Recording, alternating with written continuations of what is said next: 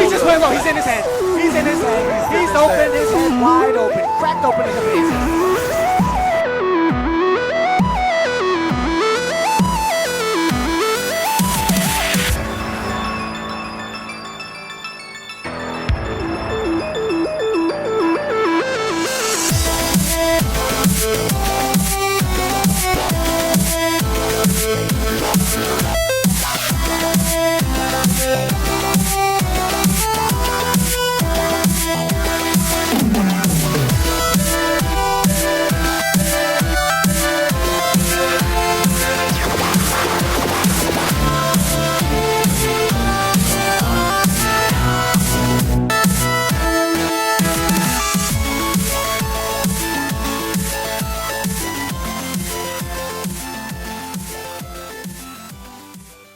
What's going on, guys? It's Mario Man 2100 back again with another episode of How's My Team. Going to make this intro very quick because we got a huge slate of games this week. Obviously, we've got the Wanderers men up against Brisbane Roar. We've got the Titans obviously starting their season against the Sharks. We've got the Giants against the Hawks in opening round. We've also got Liverpool in double action in the FA Cup over the weekend, as well as the Premier League during midweek against the same opponent of Wolverhampton Wolves.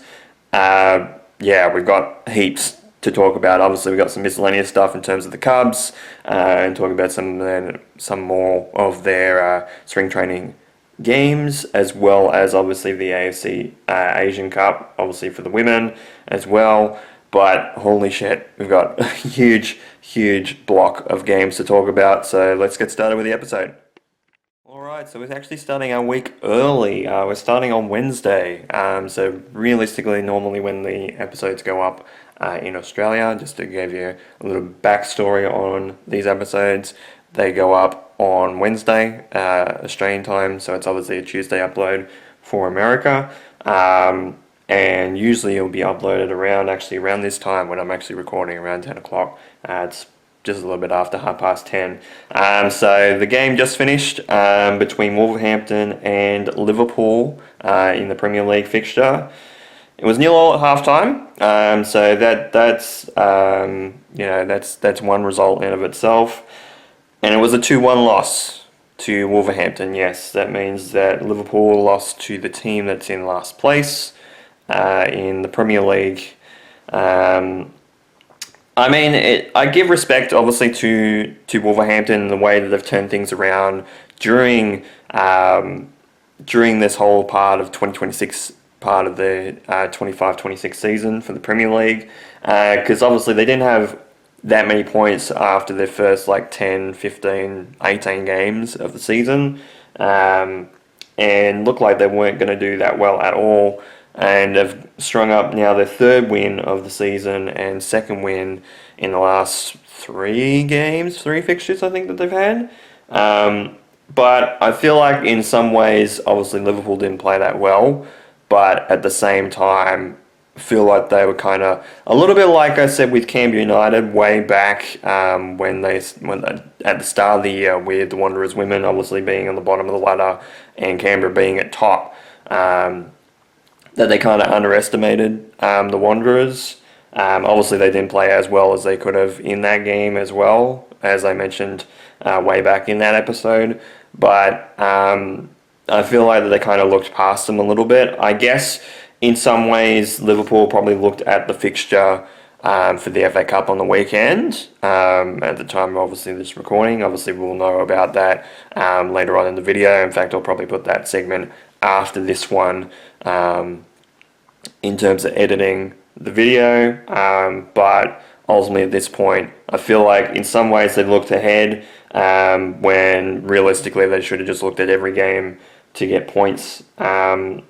So the first goal came in the 78th minute from one of Wolverhampton's first appearances in the Liverpool box.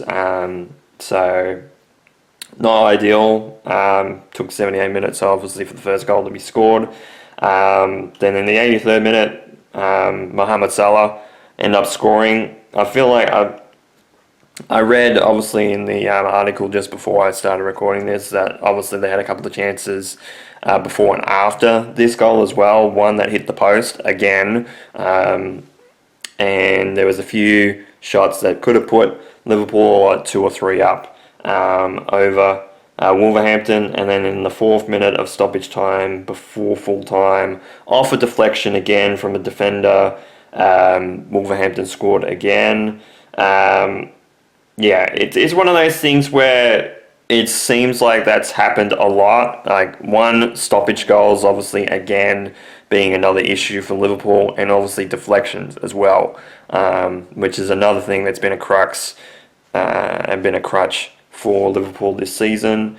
In fact, actually just watching like the winning goal in a replay, which I've seen on my Twitter feed. I'm not calling it an X feed because fuck that name.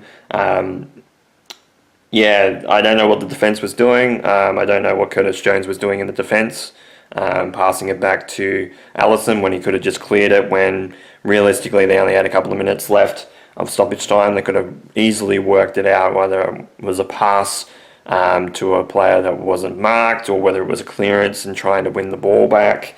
But he passed it back to Allison. Allison tried to clear it, obviously under pressure.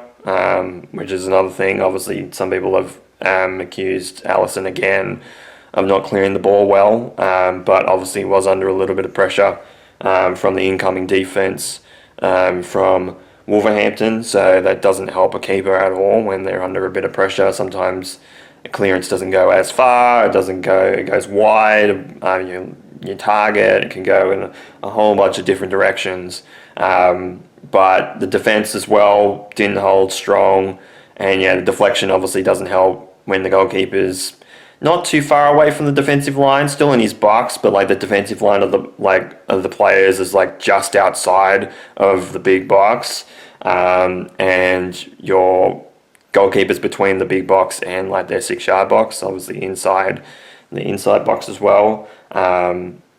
Doesn't help because obviously less reaction time to make a dive on one side, and obviously it was to his right, and he missed the ball, obviously went in. But I give Wolverhampton obviously a lot of credit, and I give them a lot of respect that I have this year in 2026, because they've actually, obviously, like I said, it's their 3rd win of the season. They just got their 2nd win like a couple of fixtures ago, if not last fixture, and have worked points back and have really kind of, I think they've tripled, if not quadrupled, their points from the start of 2026, if not more than that. So they've done actually pretty well. And again, like I said, I don't know if Liverpool were looking forward to obviously the 5th round of the FA Cup. Obviously they play against Wolves on the weekend, my time, so it'd be 7 a.m. around the time that actually this game played, because I think this game started at around 7:30 this morning. Plays at 7 on Saturday, my time. So with that, obviously Liverpool drop to 5th position, 3 points outside of the top 4 again. In fact, actually, they just move. They don't move at all. But in the situation, they're kind of obviously under pressure from Chelsea, and there's a bunch of other teams that have not played. Obviously, Wolverhampton at this point have played 1 extra game compared to Burnley and 2 compared to West Ham, but they're 3 points behind Burnley from almost getting off the bottom of the ladder, which, thinking about it at the start of the season, like the first 10, 12 games, whatever it was, with only 1 or 2 points to their name. They just beat the record for Derby County last week, if not the week before, and now they're 3 points away from getting off the bottom of the ladder, which is crazy enough for them. And obviously they are 9 points away from 18th position in terms of Wolves. So I don't feel, and obviously at this point in time it's 11 points between them and obviously Nottingham Forest, which are the first team outside of the relegation zone. But Wolves would have to hope that Nottingham Forest would lose all their games coming up, or at least lose a huge chunk of them, and Wolves making up some points. Because again, they're not going to get out of the relegation zone. But I feel like results like this, the way that they've played this year, I feel like if they do, obviously they probably most likely will drop to the championship. You can build a season around that, I feel like, because ultimately there is a situation with this type of result, that you can build a team around that, in saying that obviously we haven't played the best that we can all season long. But if you're looking at this year, in terms of points, in terms of making sure they can even leave with just 1 point, the championship is a harder competition compared to the Premier League. It is harder. Obviously, you can see that with obviously how Leicester City are going. Obviously, they've been deducted points, which also doesn't help them. But they're in a spot in the relegation zone in the championship right now. And obviously, I think Sheffield United are not doing great in there. Southampton are in and around the mix. And Luton Town, I think, are in the top 6 still, if not fighting for a spot in the top 6. Obviously, the playoff spots of the championship. So they're in and around the mix. And obviously, we're playing very competitively. And ultimately, obviously, we're the last team last season that obviously was in the relegation zone to fall down from the Premier League to the championship after playing some competitive football. But I feel like Wolverhampton, despite being on the bottom, I think if they can take a lot of results that they have from the end of this year and the end of this season, and kind of build their culture around it, I feel like they're going to be in a good state of mind, because they've played relatively well. They've lost a few games obviously as well, but I don't think they've lost too many heavy games at this point in time. I feel like maybe against Manchester City, I think might be the result, but obviously 2-2 draw against Arsenal a few weeks ago. Obviously this 2-1 win over Liverpool. They've obviously drawn, at least if not gotten wins over Man United twice this year. Actually twice this season. I think the first fixture might have been late in last year, but if not, both this year's fixtures against Man United. There's been teams in and around the mix that Wolverhampton have actually gotten points from, and it's really worked out for them. Ultimately, obviously against Chelsea, that actually was the game that I should have thought of. That I think they won against Chelsea, to bag their second win of the season. But they've gotten under wraps of getting points on the board, which I feel like if they use that as motivation and building the culture around that in the championship, if they do drop, which most likely they will, obviously the percentage is still there that they don't drop to that, but most likely they will. They could use that as motivation for trying to move back up again from the championship back into the Premier League next season. So if they could do that, it will be great for them. But obviously give respect to Wolverhampton, obviously, with the result. Obviously, again, they play on Saturday/Friday, obviously Saturday my time. But they play again, obviously they play at Liverpool again. And I guess tactics for both teams are going to switch.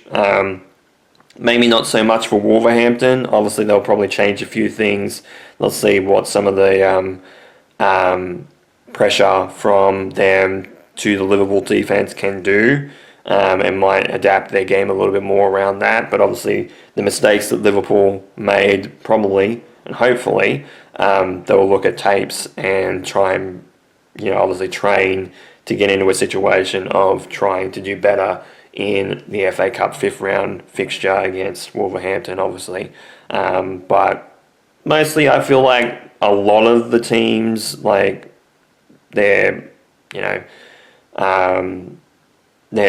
techniques, their tactics are going to work in that game as well, because, both teams ended up scoring against each other, so it is a situation where the tactics have worked. But we'll see what happens when it comes to that fixture. Obviously, we'll talk about that in just a second in the video, but obviously it'll be a few days from now in terms of recording. But yeah, 2-1 loss to Liverpool from Wolverhampton. Obviously not the result that we want to start the week, and goddamn, what a week what a start of the week has been with that, because that doesn't bode well for the rest of my teams. And obviously, just had some more bad news. Obviously, with the Giants. Obviously, we'll get to going into that game when we talk about that game on Sunday or whatever. Because another injury, even before the opening round game at this point in time of recording. But we'll get to that when we get to that. But yeah, it's 2-1 loss. Liverpool against Wolverhampton, but obviously play Wolverhampton again for the fifth round of the FA Cup on the weekend.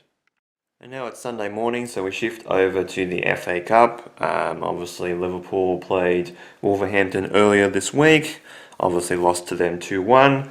But this time around, it was the opposite. It was a 3-1 win for Liverpool over Wolverhampton in the fifth round of the FA Cup, meaning that Liverpool move on to the quarterfinals around the 16 of the FA Cup competition.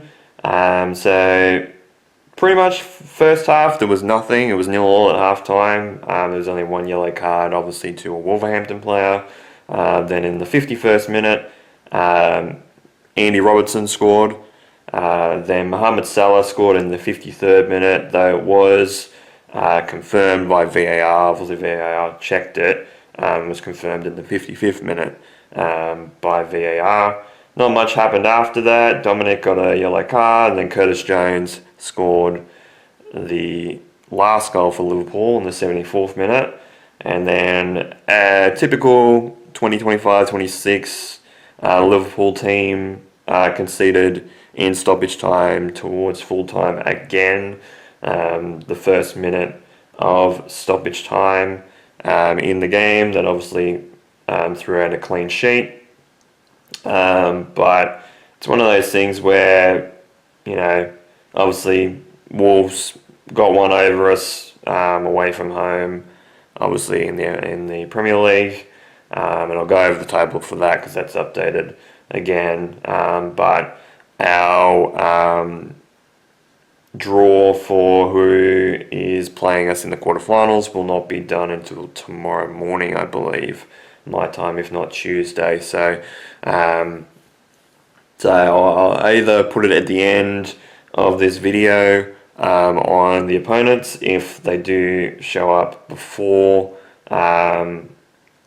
this video goes out. If not, then obviously I will mention it next week because the games will be coming up relatively soon, I think. They should have it in the news somewhere.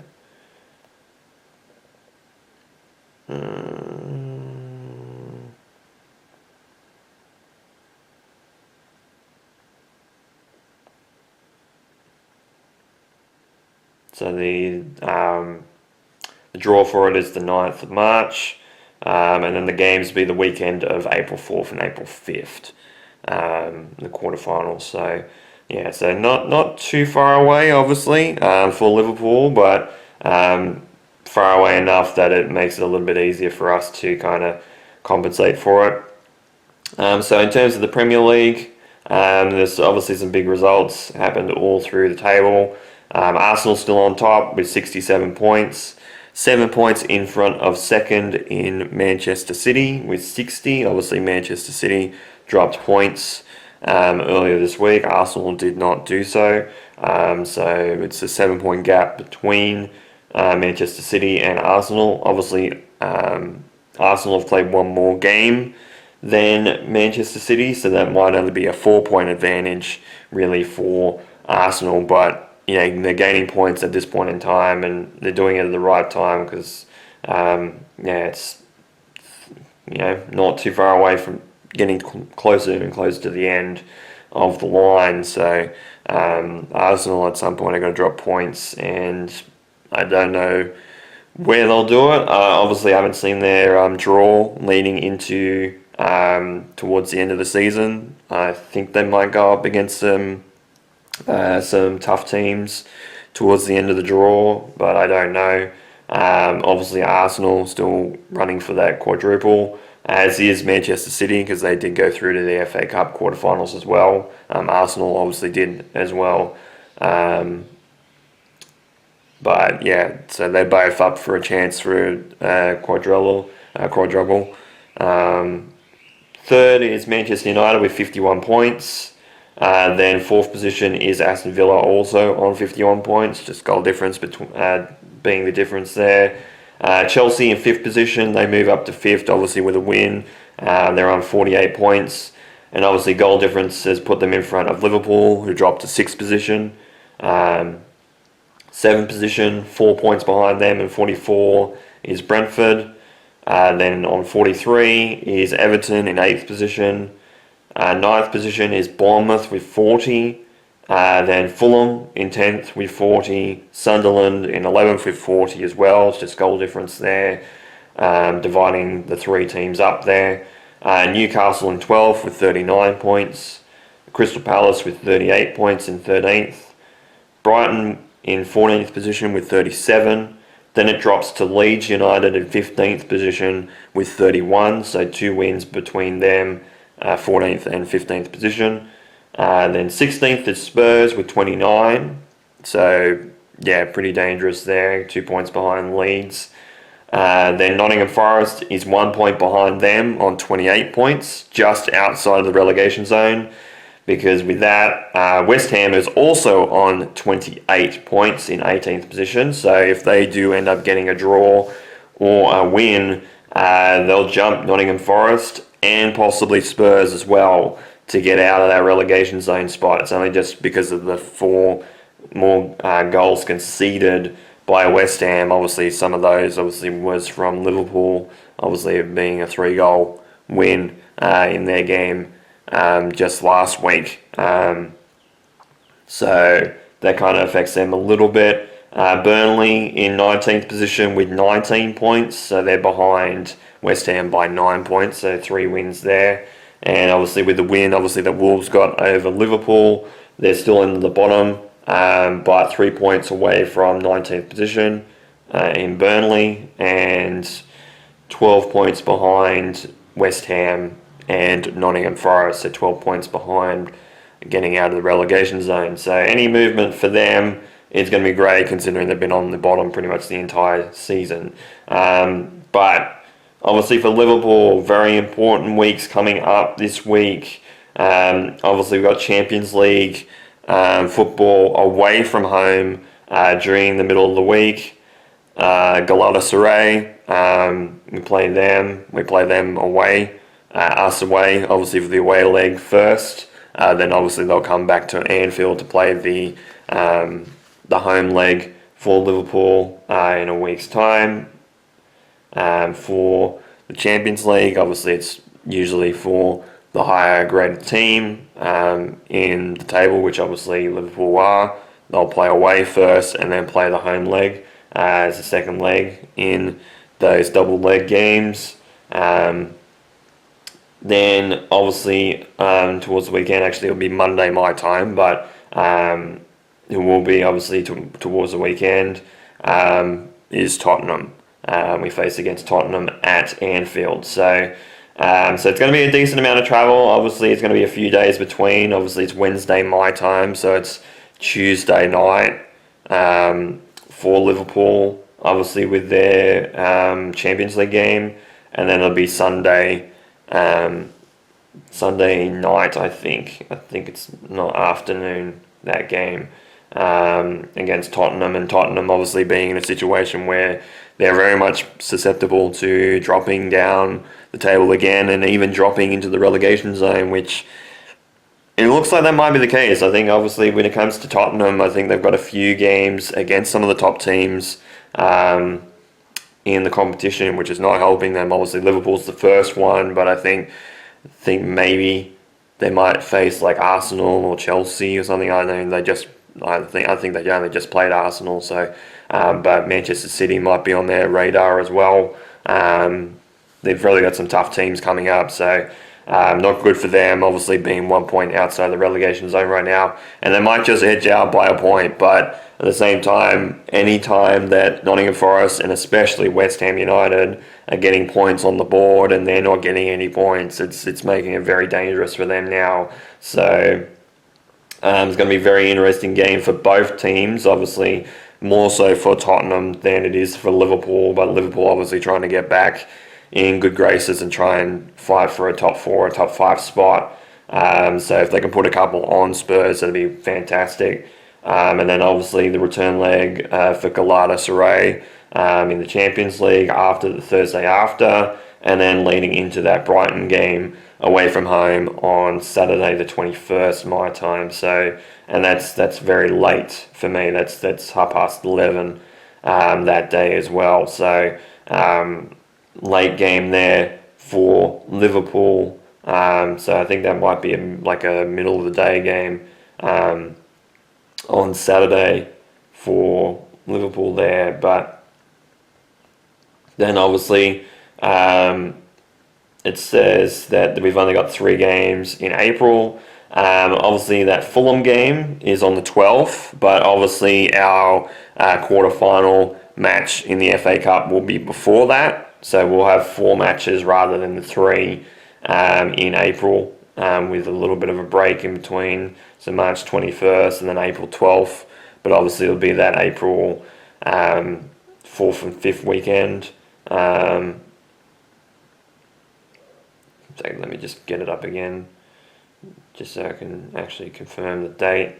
So yeah, 4th and 5th. So they'll have a couple of weeks between the FA Cup and obviously that Brighton game, and then it'll be like a week from that to the next Premier League game, which will be against Fulham, then Everton, then Crystal Palace. Then in May it's Man United, then Chelsea, then Aston Villa, then Brentford when we finish off at home. So at least in May, those 3 teams, Manchester United obviously being in 3rd, Chelsea being in 5th position, Aston Villa being in 4th position. So it's going to be very much very important that month of May leading into the end of the season, because if we can get any points between any of those teams, if not all those teams, it'll help. Obviously the week before May, go up against Crystal Palace. Obviously we want revenge for that as well, for quite a number of losses to Crystal Palace over the last couple of seasons. Then before that's the Merseyside derby. So yeah, so quite a few big games coming up, and then that's not even including like obviously the Champions League games if we go past the round of 16 as well. So lots of work for Liverpool to do, but 3-1 win over Wolverhampton Wolves in the FA Cup, leading into the round of 16 for them, which we'll know the opponents for them relatively soon. And then we move to the actual season starting, or at least opening round starting for the AFL, with the Giants back in full action. Obviously we're back in a rematch for the elimination final from last year against Hawthorn at home. Unfortunately didn't go to this game. Could have probably gone to this game if I wasn't working, but obviously that, and obviously working out membership, would have been a good game to go to despite the weather. I know that there was some rain around obviously up here. Whether there was some in Sydney or not, I don't think so. I think maybe some light rain, but the pitch held up pretty well in terms of NG Stadium, because it had a couple of concerts from Bad Bunny over the last week or so, or the last week or two. Usually with grounds like that, when they're doing concerts, especially Suncorp is one of those ones that shows up a lot with that situation, is that they have a lot of concerts on that ground and then also play football on there, and that's why sometimes the turf is absolutely terrible at Suncorp sometimes, because they might have an event, they might have a few different events all going on at the same time, whether it's like rugby, whether it's concerts, whether it's the A-League, because there's so many games that will play there, and so many events as well, that the ground gets a bit torn up, especially after, say like a game of rugby union, where there's a lot of a lot of the boots running over the grass. It's going to pick up turf. But anyway, that's enough on NG Stadium. Obviously the Giants were in their opening round clash up against Hawthorn, and it was a 27-point win For the Giants, 122 to 95, 19 goals 8 to 14 goals 11. So the Giants played really well. I thought they were going to be under a lot of pressure in this game in particular, because obviously we had quite a few players out for this game. Had a couple of debutants, obviously some club debutants as well as some actual debutants as well. But ended up being 8 goals 3 to 5 goals 2 in the first quarter. So they led by 3 goals to 1 and 3 goals 1 at the end of the first quarter. And by halftime, they led by quite a lot. It was 13 goals 4 to 7 goals 5. So they literally exploded. Then obviously Hawthorn kind of brought it back a little bit. It was 18 goals 6, so it was only 5 goals and 2 behinds for the Giants, where it was 4 goals, 2 behinds for Hawthorn in the third quarter. So they kind of stayed consistent, and then it ended up being obviously 19 goals 8 to 14 goals 11. So that start of the game really helped us in the long run. Our disposal efficiency was a little bit less than Hawthorn, but obviously we just kept the pressure on. Quite a few players played relatively well. Jake Stringer with a bag, he got 5 goals in the game. Jake Riccardi got 3. Stephen Coniglio, he's got 2. Clayton Oliver, obviously, transfer and traded from the Melbourne Demons, had a goal on his own as well, quite a few marks, and was in the mix in terms of meters gained and stuff like that during the game. He played relatively well for his first game, obviously with us. Lockie Whitfield obviously being in there as well in terms of their fantasy stats. Obviously Jake Stringer was on top with 97. I think it was fantasy stats, I think is what that is there. But yeah, Finn Callahan actually was playing this game. I thought he was going to miss out this game. I thought he was injured. He played this game relatively well. It's quite a few players. Harry Ralston, he scored as well. Jake Laverde played relatively well as well. Obviously didn't get on the score sheet, but obviously he was there as well for his debut. Obviously he comes from Essendon in their trade as well. James Buckley, he's played well. Jesse Hogan got 3 goals in the game as well. Then Phoenix Goddard, he was the debutant. Obviously he was drafted, I think he was drafted at 8 or 9 a couple of years ago in terms of like 8th or 9th pick. I think maybe 2023 draft, which again I think after that season we didn't actually do too well. And he picked up a goal. He picked up the last goal of the game as well for the Giants, which kind of sealed the win in a lot of fashion, because obviously Hawthorn were coming pretty close at the end there with a lot of momentum. Kind of broke the momentum. Callum Brown, he scored as well, and Max Krueski, he scored 2, so he played relatively well as well, especially considering that obviously Aaron Cadman was out, so he obviously was in the mix at the front.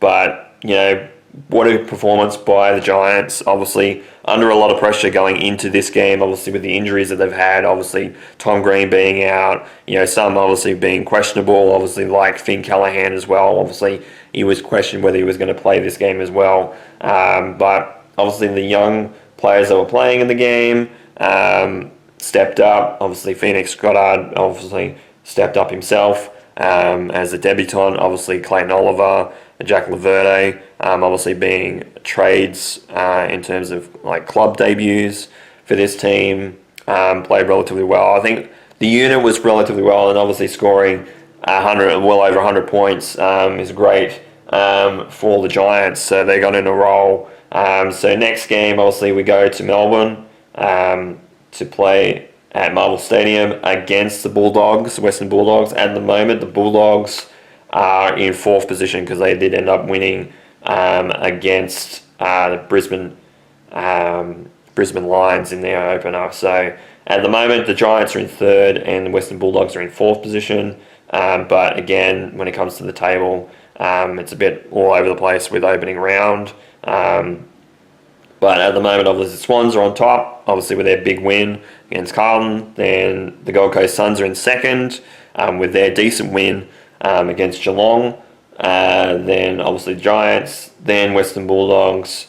And then at the moment it's Brisbane and Hawthorn, but obviously Collingwood and the Saints still going to play in the last game of opening round, because of course Collingwood decided they didn't want to play away from home. They want to play against the Giants again, probably fearing that they were going to get belted again in a season opener. So they didn't want to move away from Melbourne. Then they ended up getting a game in opening round as well. But they get it against the Saints. And it's not a relatively easy game for Collingwood because they're under a bit of pressure. I think they've got a few injuries as well. I think Darcy Moore's one of them in the game. And obviously St Kilda have got a lot of expectation going into them, obviously, this season, because obviously the signings that they've had in terms of big trades. Sam de Koning obviously making the trip. They signed quite a few big players in terms of trades, so the Saints are looking like they're going to be a good side on paper, at least at this point in time. But I feel like they are going to be pretty close to the top 8. Obviously, it's top 10 because obviously we've got the playoff, like the wild card round. When it comes to the finals, obviously it'd be 7th versus 10th and 8th versus 9th, I think is how it's supposed to go. But it could be 7th versus 9th and 8th versus 10th. Not sure how they're going to do it. I'm assuming it's probably going to be normal, where it's going to be 7th versus 10th and 8th versus 9th. But we'll see what happens when it gets closer to that. But obviously, the Saints, I think, will be around that mix. Obviously, we play the Saints in the second round at home. So we won't play them. It won't be next week. It won't be this week coming. It'll be the week after. It'll be the 21st, which obviously I can't go to that game because I am working that day. But it would be a good game to go to. And then obviously with the Giants, it's a bit weird because the next week that I have in terms of. Oh, actually, yeah. So the next week that I have off, obviously, is the Melbourne game, is the Bulldogs game, obviously next week. Then it's the game against Collingwood, which is also in Melbourne. Then after that, it's Richmond, which is, I believe, the 12th of April. I think is Gather Round. So they're playing. They're playing at Barossa Park. So yeah, so it is Gather Round for the Giants. We actually worked it out, right? So that's on, off, on, off, on, off. On for the Battle of the Bridge, off for the game against North Melbourne, which is in Canberra, on, off. So I actually could go to the Essendon game if I'm not busy that weekend. Then off for Brisbane game if I am here still. Then the bye, then I can go against Carlton, then Fremantle, which is in Canberra, so they can't go to that one. Then Essendon obviously is in Melbourne. I was thinking it's the Cats, but I'm thinking the wrong week. Then it's the Battle of the Bridge again, the Port Adelaide away. Yeah, there's quite a few games, obviously, but the Giants looking good, obviously, led by 35 points, I think it was, at halftime, and then ended up being a 27-point win. Pretty sure that's right. 27-point win. The Giants, good start. Good start for the Giants in leading in opening round, especially after a lot of pressure. Pretty good for them, and hopefully more wins to come for them because it's going to be tough with some of the injuries, and especially if we get more as the season rolls on. But hopefully we can get some of these players back. in the first couple of rounds, if not the second half of the season, when obviously boots come to straps and, got to pull our socks up. So we'll see what happens with the Giants. But, 27-point win over the Hawthorn Hawks in opening round, which is more than I can say for the Titans. So the Titans played against the Sharks, and obviously from my reaction, didn't go down well in their first game of the new season. 34 points to nil at halftime, and it ended up being 50 points to 10 at full time. Sharks over the Titans. So yes, so the Titans strung up a 50 burger in their first game of the season, which, if history goes forward as per usual, that means that they're out of the title race in the first week of the season, because a team that's conceded over 50 points during the season has not won the competition. And they're one of them, and Parramatta was the other one. We'll get to that when we get to the table. Obviously, we'll give an updated table tomorrow, because obviously there's one game left to play. So with the Sharks, Will Kennedy scored in the first minute, actually towards the second minute. It was 1 minute 46 seconds to make it 4-0. Conversion was 6-0. In the ninth minute, late in the ninth minute, was 10 points to nil, then 12 points with Britton Nikora scoring. Then in the 19th minute, it was Jesse Ramian, then Brandon Trindle, again in the 29th minute. Obviously, late in the 21st minute, he scored his first one. Scored late on the second one. Scored early, in the second one in the 29th minute. Then towards the middle of the 38th minute, Nico Hines scored and converted to make it 34 points to nil at halftime. Jesse Ramian scored in the 42nd minute. Then Sam Verrills ended up scoring in the 48th minute to get our first points on the board. Then our debutant on the wing, Siletili Fayemani, I think was how it's pronounced on the commentary, because I just watched the highlights for this because I didn't actually watch the game, and luckily I didn't, because I would have probably turned it off at halftime and just would have went over the Giants game instead. But he scored in the corner. Obviously the conversion was missed. Then Sione Katoa scored, and I was like, oh, please don't tell me it's going to be, because it was at that point it was 48 points to 10 with the conversion, with 44 points, but missed the conversion. I was like, please don't tell me.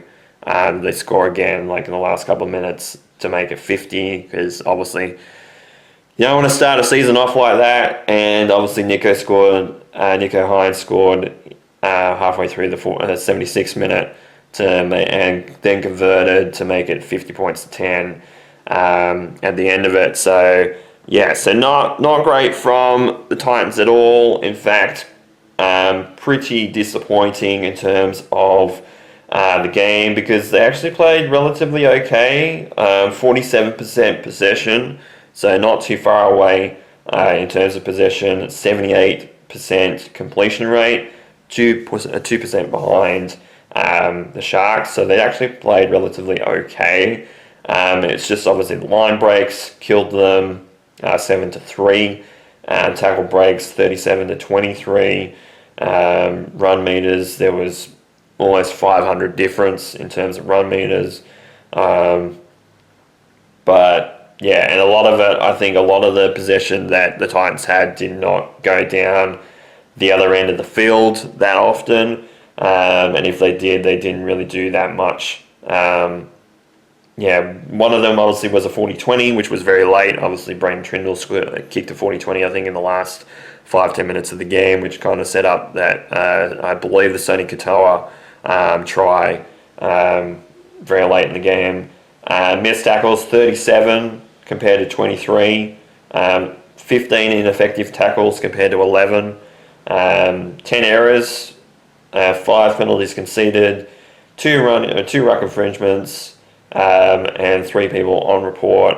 Thankfully, no sin bins for the team, but it's not a way to start off the season. Obviously, in terms of the NRL season, it's a bit easier than the AFL in terms of the ladder, because obviously they had the Vegas games last week leading into this week, but obviously most of the rest of the teams will play this week. So our table's a little bit more solidified after round 1.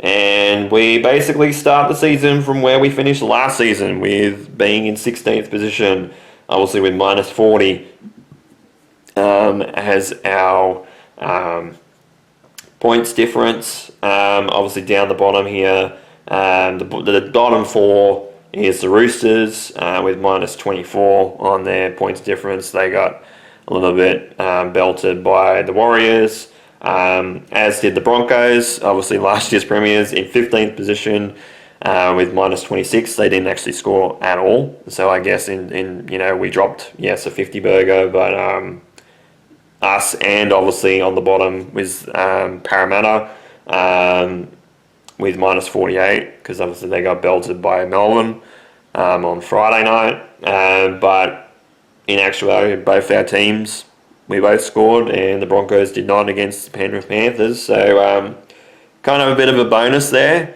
But obviously the Parramatta Eels play against the Broncos, so obviously it'll be a bottom 4 clash. So unless the Rabbitohs or the Dolphins win heavily today, we won't be moving off that 16th position to start the season, which again, basically starting where we finished last season. And then the effort showed. I know that obviously we had a couple of players out. Obviously Jaden Campbell was obviously one of those players that was out, but what the fuck? Like, why are we in this situation where we're not even ready for round 1, when we literally were ready 2 weeks ago and even the week before in pre-season, and actually played relatively well? I know, again, it's pre-season compared to actual season, but even saying that, like, obviously Parramatta, they played well in pre-season as well, and like the 2 teams that were leading the pre-season challenge in Parramatta, who ended up winning it, and the Titans, who were in second, are above the 2 bottom teams. But yeah, obviously the Sharks once again trying to be top 4 contenders, obviously contending for a premiership. They didn't have too much movement in terms of their players. I think there's a few players that did leave and get and move to other clubs, but they're still in the mix. They've still got a lot of their core as well, and ultimately a lot of us, like in terms of the Titans, there's been some movement obviously, but I'm relatively like our spine, I guess, has probably got some movement obviously because Keanu Kinney's back proper, again after obviously his injury very early on last season. But like a lot of our core is still there. Obviously, yes, Jaden's obviously not there with an injury, but obviously Lachlan Ilias getting his first game. But yeah, it was pretty average performance, to say at best, for the Titans, because that's pitiful. Obviously, we play at Suncorp against the Dolphins on Sunday, and the late game Sunday next week. So it's going to be very interesting to see what happens, because obviously play at Suncorp against a Queensland team, obviously with Dolphins, then obviously go up to Townsville to play against the Cowboys, and they played relatively okay against the Newcastle Knights, but we'll see where we end up, and then obviously play at home against the Dragons for the first week before leading into that Brisbane game at Seabus. So yeah, pretty pitiful performance from the Titans. 50 points to 10 loss away from home against the Sharks in the season opener for the Titans. Like that's one of those things where I know they might lose in season openers. They haven't lost in others, but losing by 40 points is not the way to go, and especially getting 50 conceded against in the first week of the regular season. Like, what the actual fuck?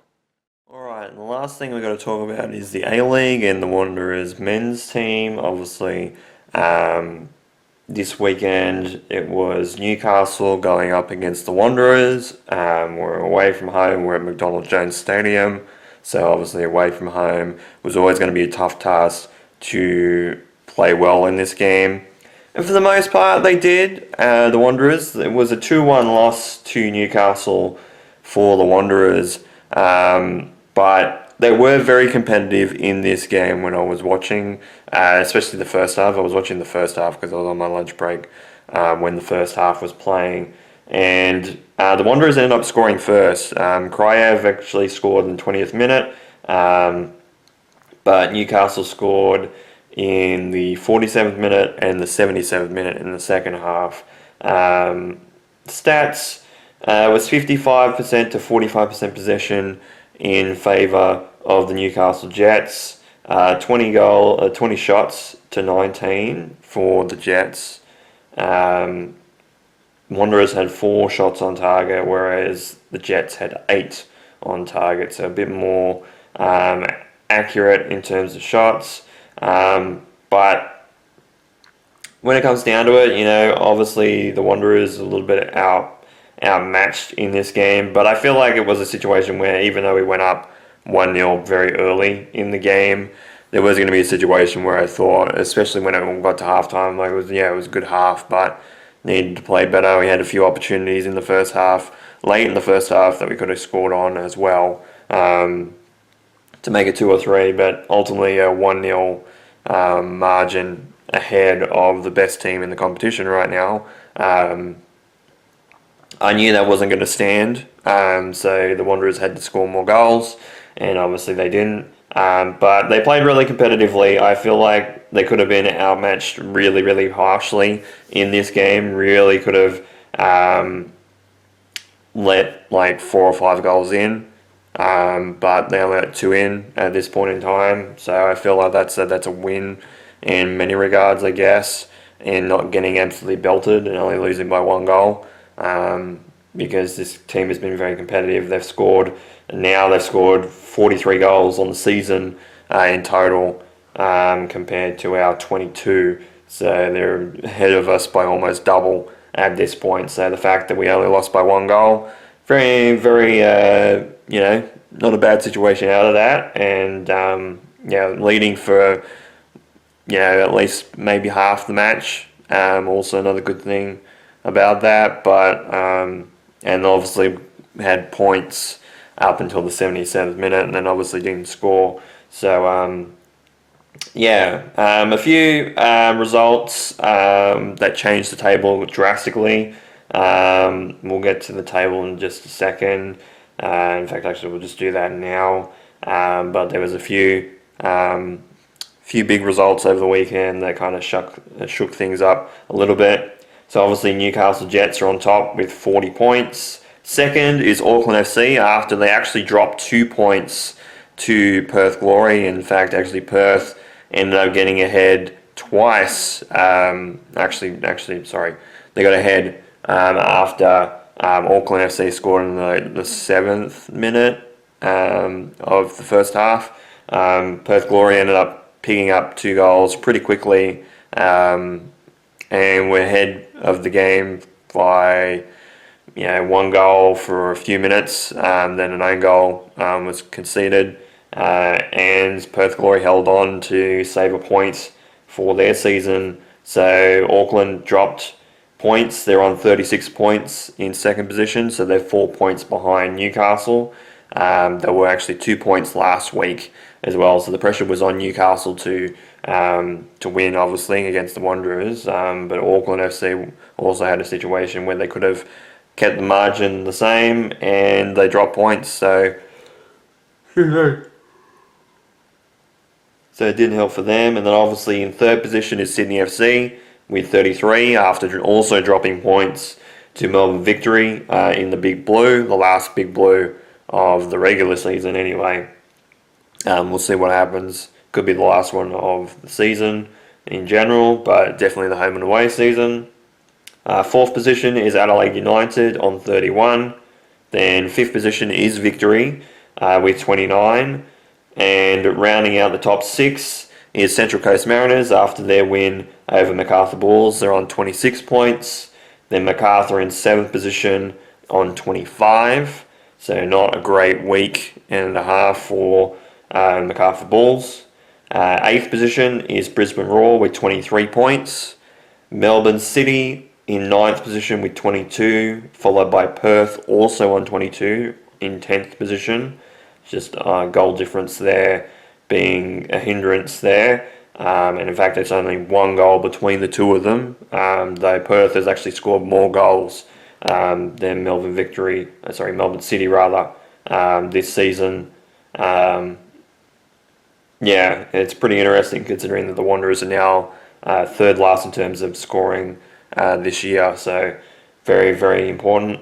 And now, another result that actually didn't go our way was Wellington Phoenix, because they're in 11th position. They ended up getting a draw with Adelaide United, so they ended up getting a point and salvaging a point, which means that the Wanderers, yes, are on the bottom again with 20 points. Wellington Phoenix obviously on 21 points in 11th position, so the loss kind of hurt us a little bit, but obviously that draw, which was on Friday, which I missed the result for that somehow, through all the results that come through, because it was a Friday late game, so I don't know how I missed that, but that draw ended up hurting us a little bit as well, and obviously the Wanderers are on the bottom again, but we play on Friday again. We play at Brisbane Roar at Suncorp, so it's going to be very interesting to see what happens. And it's funny because I think they play on Friday, and then I think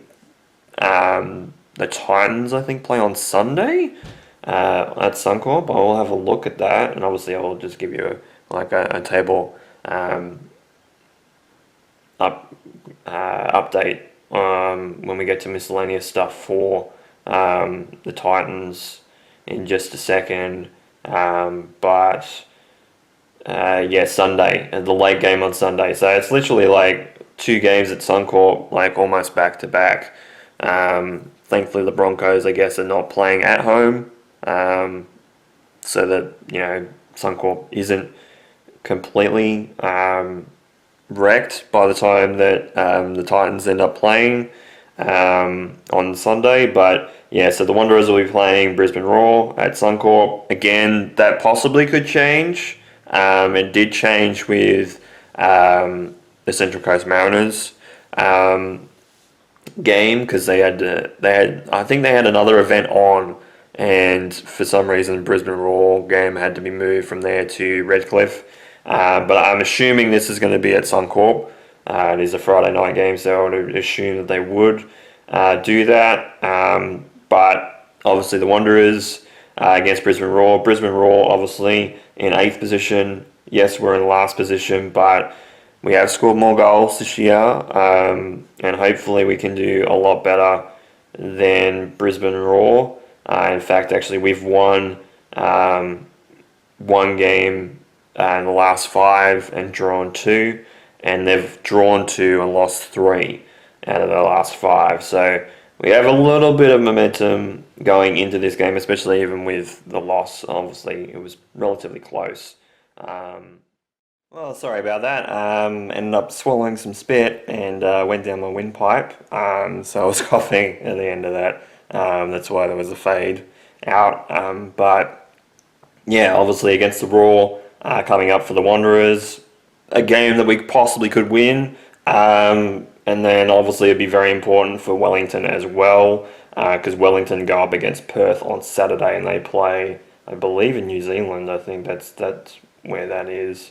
But ultimately for that, we'll be in New Zealand, because obviously Perth are over there at the moment with Auckland FC. So, or just playing Auckland FC yesterday. So ultimately, it is a situation where this is a winnable game. I hope that they do win, and I hope we get into a situation where the Phoenix do draw or lose, because any points that we can get ahead of them is going to be very vital in the lead up to the end of the season. With the win today, if we won against Newcastle, we actually would have jumped to 8th position, which would have been even crazier. That's how crazy it is at the bottom right now. But obviously some very important games. Obviously the biggest game, obviously this round, obviously is Newcastle at home against Auckland FC. So that's top versus second, like that's top of the table clash there, first versus second. And with a win, even if Auckland do win, Newcastle won't be booted out of the top spot because obviously they're 4 points ahead. But obviously a win for Auckland FC will put the pressure back on Newcastle to perform for the rest of the season. But yeah, the Wanderers obviously got Brisbane, then they got Adelaide at home, and then it'll be Melbourne City away from home, and then the Sydney Derby at home, then Wellington, I'm assuming that's going to be away. It's Apollo Project Stadium, so I'm assuming that's away from home. And then round 26, we're at home against Victory. So there's some winnable games there, but it's especially if we're going up against Wellington, like that clash with Brisbane is going to be very important if we do win that game, because after that, if any of the other results kind of go our way, and like Wellington and the Wanderers both lose games, that game against the Phoenix is going to be very important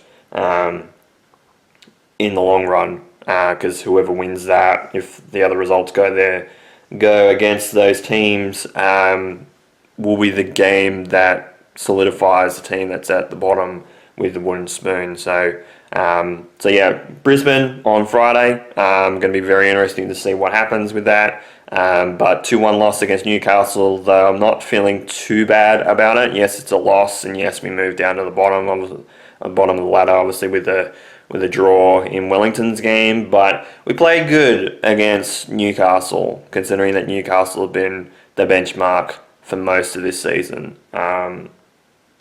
Maybe not towards the start of the season, but especially with them humming now. 2-1, losing by a goal against the best team in the competition that's almost scored double the goals that you have this season.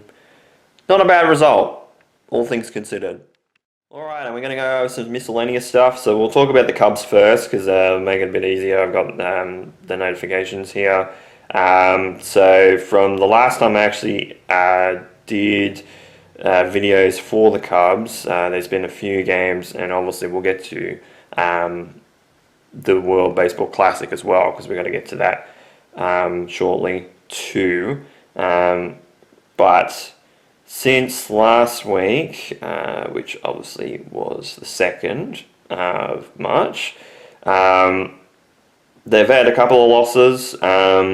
I do like the fact that with the World Baseball Classic, they had the international teams go up against the MLB teams. So when it got to the situation of the result for Italy's game, obviously the Cubs lost. It said the Italy beat the Cubs. It's just like that's not grammatically correct, but I get why they do that. But obviously they lost to the Reds. They lost to Cincinnati. They lost to Italy, obviously in their warm-up game. But again, that was going to be roughly the case with some players being out. We won against the Brewers. We won against the Arizona Diamondbacks. We lost against San Diego. I was going to say Chargers. Padres. We won against the Athletics, and we just lost today to the San Francisco Giants. Though the San Francisco Giants have won 13 games and lost 2 in their spring training, so they've actually done relatively well, and we actually kept up with them for most of the game. We were ahead at the end of the 5th inning.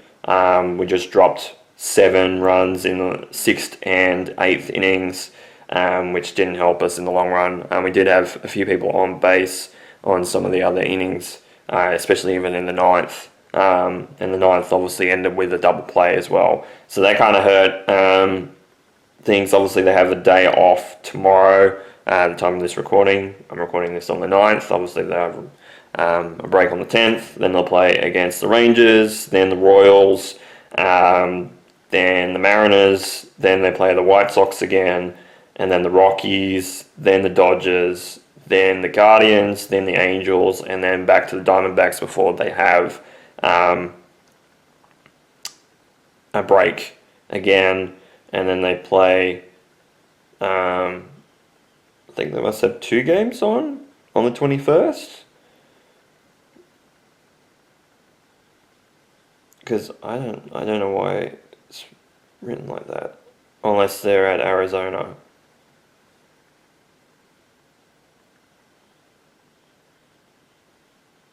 Yeah, it must be a back-to-back game there in Arizona because they're playing against the Athletics as well as the Cincinnati Reds, so it might be a double-header in terms of that. So, and that's on the 21st. But I think the season starts for them on the 27th of March because the first couple of games they got against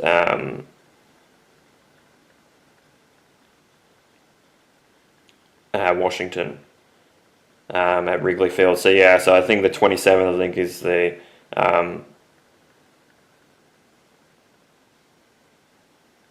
it must be having a baseball like festival or something in Arizona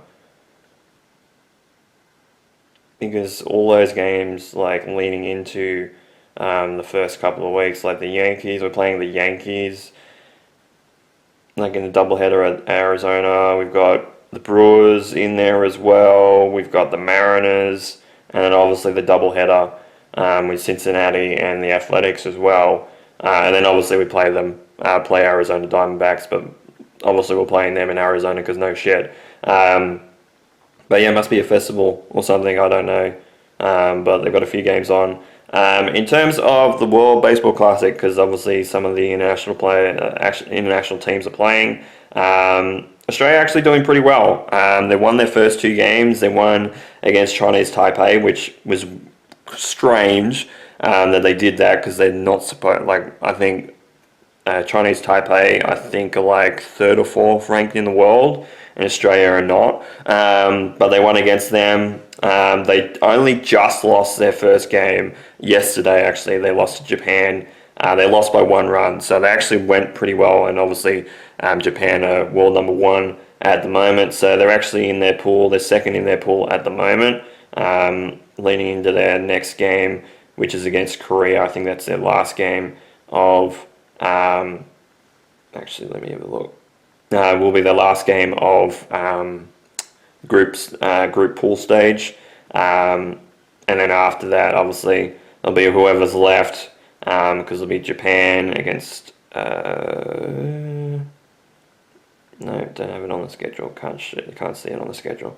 So actually, if we just scroll down this list, so yeah, Korea and Australia, and then Japan versus Czechia.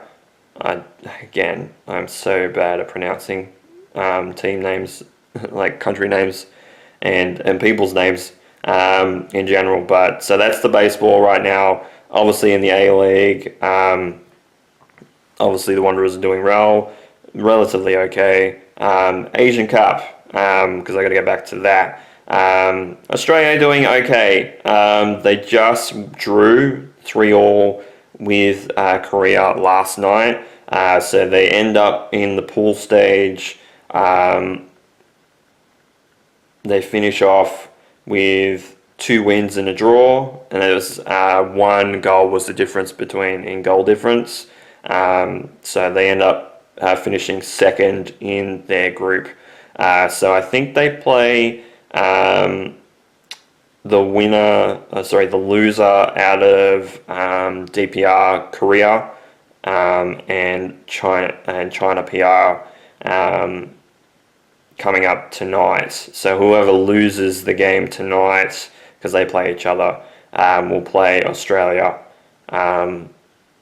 in the in the quarterfinals. So Australia are through to the quarterfinals, which is good. That's the first thing. But they played a little bit scrappy last night. They did thankfully peg a goal back very late in the fixture, but ultimately they didn't do too badly. They're just ruining a few opportunities that they could have had on goal. But obviously still through to the knockout stage, not bad situation there. Obviously we'll go with updated tables. Liverpool still in the same position as they are, obviously because no Premier League games are played. The Giants are in third position in terms of the table there. After obviously opening round, Collingwood did end up winning, but they won very, very close against St Kilda. So St Kilda are in seventh position, but Collingwood are in the top four. Obviously, got to be a part of opening round, but don't want to travel and then end up winning.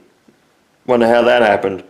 And then the Titans are, second last still on the table. The Dolphins did end up losing, but they lost by 10. It was 40 points to 30, with the Rabbitohs jumping into fifth position. So at the moment, it's the Storm on top, Sharks in second, Panthers in third, Warriors in fourth. So that's your top four. And in fact, that top four is very close to some of the top four from last year. It's just only obviously missing the Bulldogs, and the Dogs are in eighth position, obviously with only winning by 1 point. And with that, obviously not scoring as many points as the Raiders have, which Raiders also won by 1 point, obviously in Golden Point, but they scored 29 points compared to the Bulldogs 15. So Titans second last. I think I'm still going to the Dragons game on the weekend. This weekend against the Melbourne Storm. My dad was like, "Oh yeah, it's a game. That's relatively close to both of us in terms of distance. It's not too far away." It's like, "Oh yeah, we'll go. We might as well go to that game." We went to obviously the Titans game last year with the Dragons, so we'll be going there to watch that. I think that's still the plan at the moment, but a few things going on obviously in the sport, but obviously the Giants will travel to Melbourne, travel to Marvel to play against the Bulldogs. The Bulldogs won very close. The Western Bulldogs, I should say, won against Brisbane Lions away from home. So we play at Marvel this week, so I think it's third versus fifth, I think, if memory serves me right. The Titans obviously will play the Dolphins. They'll play at Suncorp on Sunday, in the late game on Sunday. Obviously the Wanderers will play at Suncorp as well on Friday against Brisbane Roar. There's a lot of things going on, a lot of things to talk about. So want to end the episode there because I've probably been talking for almost an hour, if not well over an hour, about all these games, but there's been a lot going on. So, I might ramble sometimes, but goddamn, a lot of these episodes are getting an hour long.